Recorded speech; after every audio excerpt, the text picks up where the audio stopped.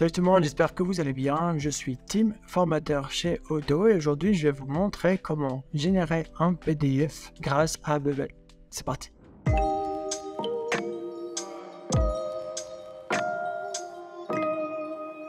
On se retrouve donc maintenant dans mon éditeur de Bubble et je vais vous expliquer un petit peu les choses. Donc, j'ai créé une page index avec cette interface-là.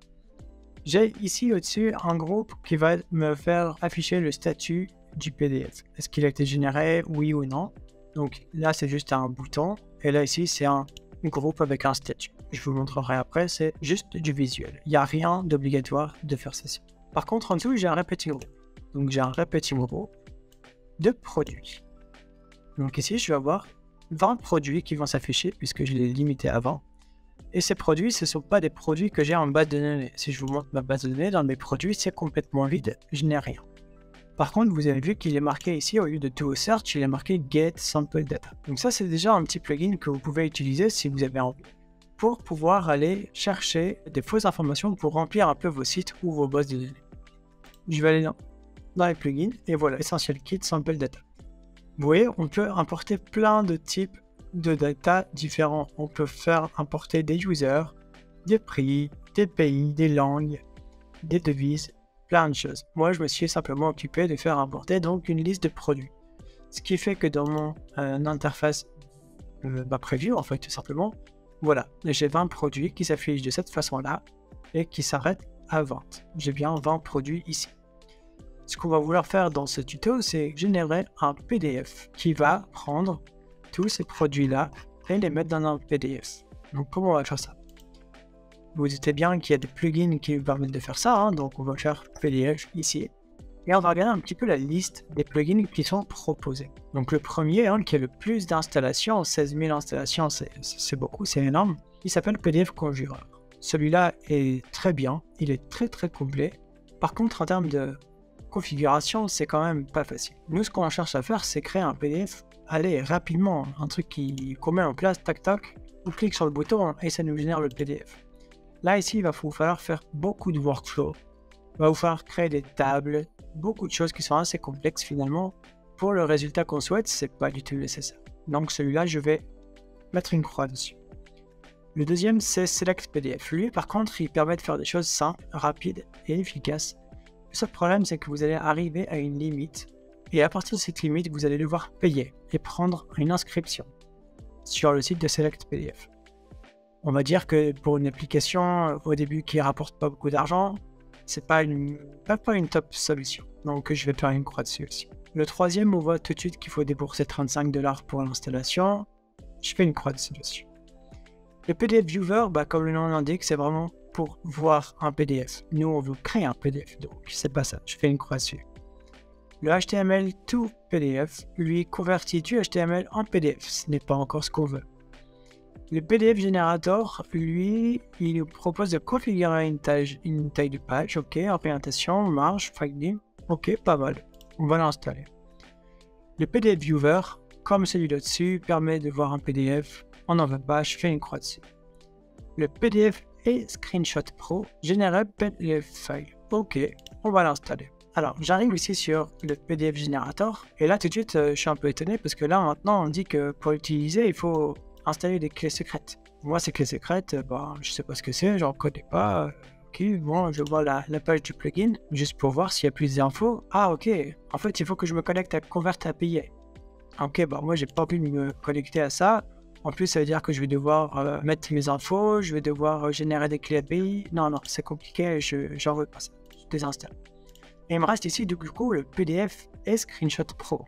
Ok, alors on voit qu'on a une documentation possible, une page de démo, et là on me demande aucune information, pas de clé API, rien. Ok, cool. Alors, comme on est un peu curieux, on va faire plugin page, on va arriver sur la page du plugin, et ça va nous emmener ici sur la documentation du plugin, qui est très bien faite, et qui, vous allez voir, est simple. Donc du coup, qu'est-ce qu'ils nous disent? La première étape, c'est de installer ou de placer sur notre page l'élément PDF image. Alors, design. Ah ouais, en effet, j'ai PDF image. Je vais aller le mettre là, ici au haut. Tac, par ici. Voilà.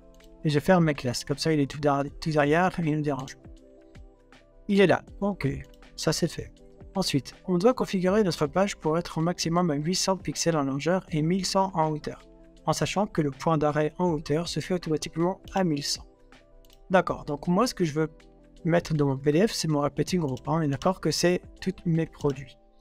Donc je vais dans le layout et je configure ma max width à 800. Comme ça, je ne vais pas aller plus loin que 800 pixels. Ça c'est fait. Dans l'attribut ID, on voudrait entrer un ID. Ok. Alors ça, pour faire ça, vous le savez sûrement, on va dans Settings, dans le Général, et on vient cocher cette petite case ici. Expose the option to add an ID attribute to HTML element. Ok, on clique ici et c'est fait. Maintenant, dans le repeating group, on a la possibilité ici d'entrer un ID. Donc moi, j'ai mis RG en majuscule. Et c'est suffisant. Ensuite, ils lui disent, dans le workflow, choisissez page PDF action et configure de flux. Ah, ok, alors. Moi, ça c'est mon bouton sur lequel je voudrais appuyer. Et quand j'appuie, je voudrais générer le PDF. Alors, on va faire ça. Element action, page PDF. Ok, bah, c'est parfait. C'est quoi l'ID? C'est RG, ce que je viens de mettre en majuscule. Le portrait, on peut choisir l'orientation, on peut choisir le format et la qualité. Si je mets 5, mon PDF va peser plus lourd, mais aura une meilleure qualité. Donc on va mettre 5. Ici, je dois entrer le nom du PDF. Moi, je vais appeler RG encore une fois. Ça veut dire que mon fichier va s'appeler rg.pdf. Ici, on a deux cases qui sont intéressantes. La première nous dit Save to Bubble. Ça veut dire en fait que quand le PDF va se générer, automatiquement, il va être enregistré sur Bubble dans votre File Manager, ici. D'accord? Donc ça peut être intéressant. Et la deuxième option, permet donc de télécharger le PDF. Le PDF va se créer et va se télécharger sur notre ordinateur. Voilà, donc on va laisser les deux options, comme ça on va voir comment ça se passe. Ici, je change un peu les marges. Et ici, le timeout, vous mettez soit à 0, soit 1500, on s'en fout un peu, mais c'est bien 1500 quand vous avez des gros fichiers. Super, mon workflow est configuré, j'ai rien d'autre à faire. Le seul truc que je vais faire maintenant, c'est pour une petite histoire de visuel, là, que ça peut démarrer de faire ça. Ça veut dire que ici, en fait, comme mon PDF il est généré, ce que je vais faire, c'est que je vais faire un make change sur mon current user, et je vais dire, est-ce que le PDF il a été créé? Oui. Et ça, en fait, ça va me changer le statut ici. C'est juste pour le fun et le visuel. Mon workflow il est en place. Je clique ici sur générer un PDF. Là, j'ai un workflow qui est en train de s'exécuter. Ensuite, ça va mettre une pause. Ça va changer ici mon statut. Et ici, je vais avoir mon PDF qui va se générer. Alors, ça peut être plus ou moins long. Là, je vous l'ai dit, j'ai mis une qualité en 5. Donc, c'est un PDF qui est assez gros. Là, ici, ça a changé mon statut. Et j'ai mon PDF qui est là. Voilà. Donc là, ça m'a créé 11 pages. Avec tous les produits. Voilà. Là, vous voyez, je voulais bien vous le dire, hein, il y a ici du blanc. Il y a du blanc. J'ai pas le même fond. C'est parce que le PDF, il va descendre. Et peut-être que j'ai des produits qui sont pas bien chargés, en fait. Hein, d'accord. Donc, c'est pour ça. Après, on peut réduire. Hein, on peut mettre 2 ici en qualité. Mais je pense que ça va s'exécuter de façon plus rapide. Là, comme je recharge ma page, j'ai demandé ici dans mon workflow, quand je recharge ma page, de me repasser un an, mon statut. Voilà. Générer un PDF. Je pense que ça va être plus rapide que la réaction. Ça a été plus rapide en effet. Voilà. Donc là, ça a été plus rapide, ça veut dire qu'il n'y a que le dernier produit ici qui sont en blanc. Vous voyez? Tous les autres se sont bien mis avec le fond. Par rapport à celui-là, là c'est le premier en qualité 5. Vous voyez ici, dès le diamant, ici, on n'a plus de fond. Alors que là, je sais plus où est-ce qui était le diamant, mais on voit que c'est les 4 derniers t-shirts qui n'ont pas de fond. Voilà, donc la qualité sert à ça. Hein. Après, ce que vous pouvez mettre aussi, c'est changer le timeout. En changeant le timeout, en mettant un temps plus long, vous voyez, 0, ça va désactiver le timeout. En mettant une valeur plus haute, vous allez pouvoir générer un PDF plus lourd. Voilà, donc il faudrait augmenter cette valeur. Là, c'est vraiment juste pour vous montrer. Donc vous avez vu, avec un workflow, celui-là, on peut gérer déjà pas mal de configurations et on peut gérer un PDF qui est tout à fait convenable en plusieurs pages, sans rien faire. D'accord?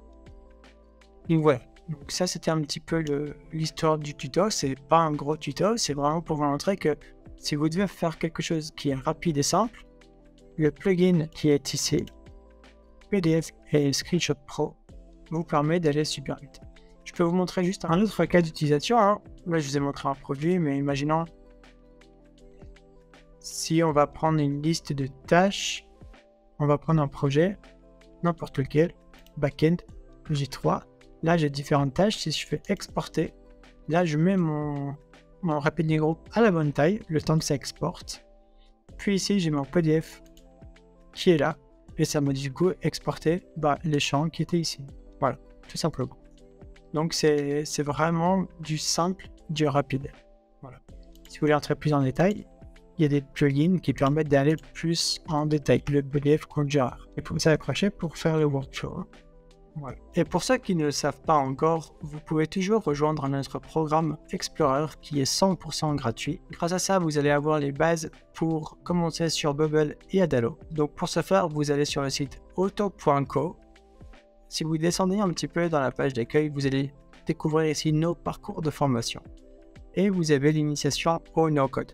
Donc vous cliquez sur s'inscrire. Vous allez ici arriver donc sur la page du programme Explorer. Si vous faites voir le programme, vous allez descendre ici pour voir le détail. Donc vous avez un chapitre sur découvrir Bubble, utiliser Bubble et pratiquer avec Bubble. Et si vous souhaitez commencer ça tout de suite, vous cliquez ici sur commencer gratuitement. Et grâce à cela, vous allez ici accéder au programme via notre plateforme. Donc voilà, à bientôt et merci.